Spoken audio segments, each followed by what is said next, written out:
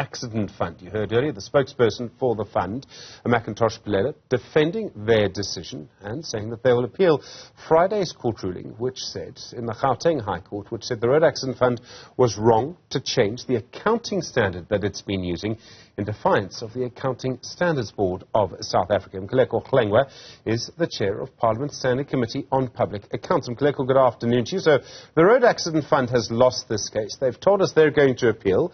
Is it wise for the fund to appeal against this ruling?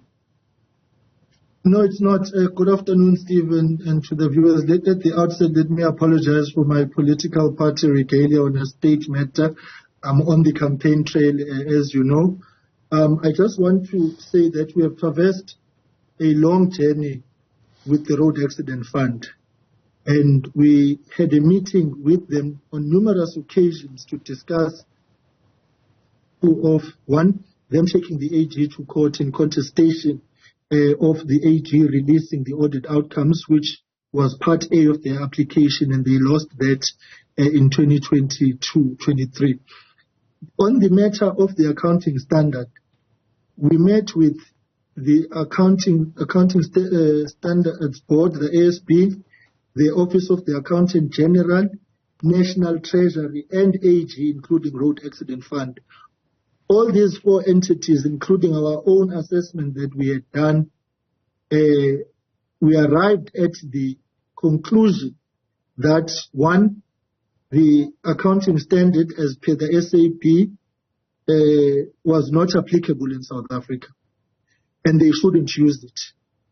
And we advised them on numerous occasions to desist on this fishing expedition because what they did, they literally, at a stroke of a signature, wrote off their liabilities because of the changes in the accounting standards. What we advised them to do was that if there were changes that were required in law, then they must process that in the normal legislative reform process that takes place in Parliament. In other words, bring a bill or whatever it is that would be necessary to do that. They refused to do so. The Road Accident Fund is immune, or rather is allergic, to advice and guidance. We should not have been in court in the first place, to the extent to which there was a ministerial directive to say they must come out of court and the mediation process must take place with the Auditor-General so that the Road Accident Fund could be taken through on why they'd been given a disclaimed audit outcome.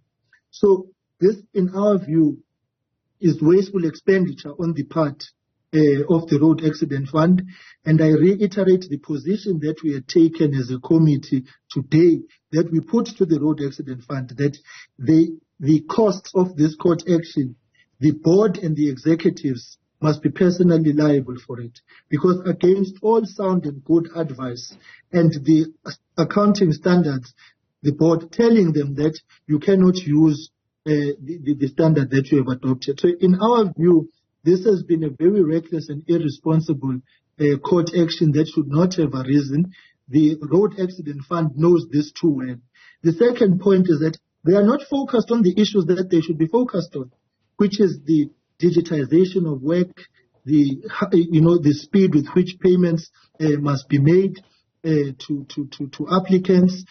Stephen, when we went to an oversight visit of the Road Accident Fund offices, there was no furniture in certain offices. Others were already marked for attachment because the sheriff is attaching properties there because of the inability to do things right.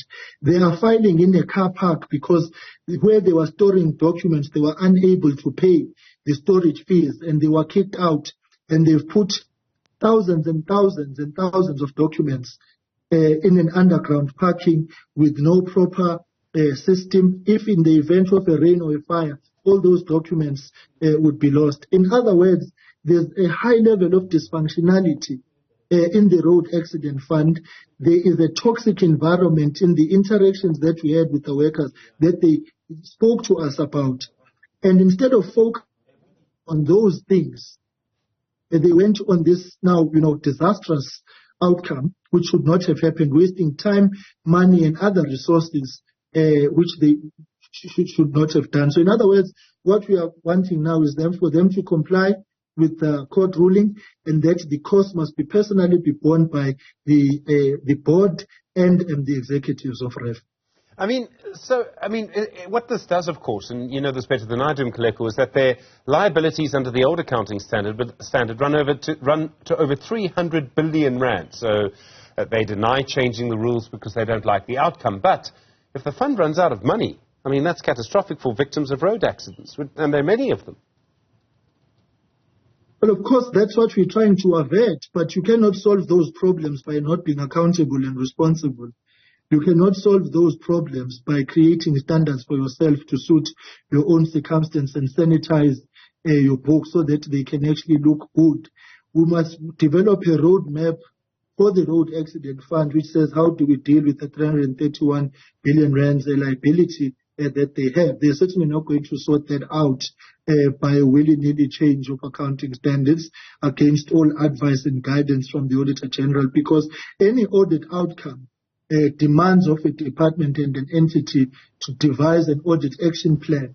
Now, they would not have come to that audit action plan now because they've wasted their time by assuming that they can sort their issues out through court action. To take the AG to court to say that we don't like the outcome that you have given us is in itself what we believe was just reckless and an unnecessary court action.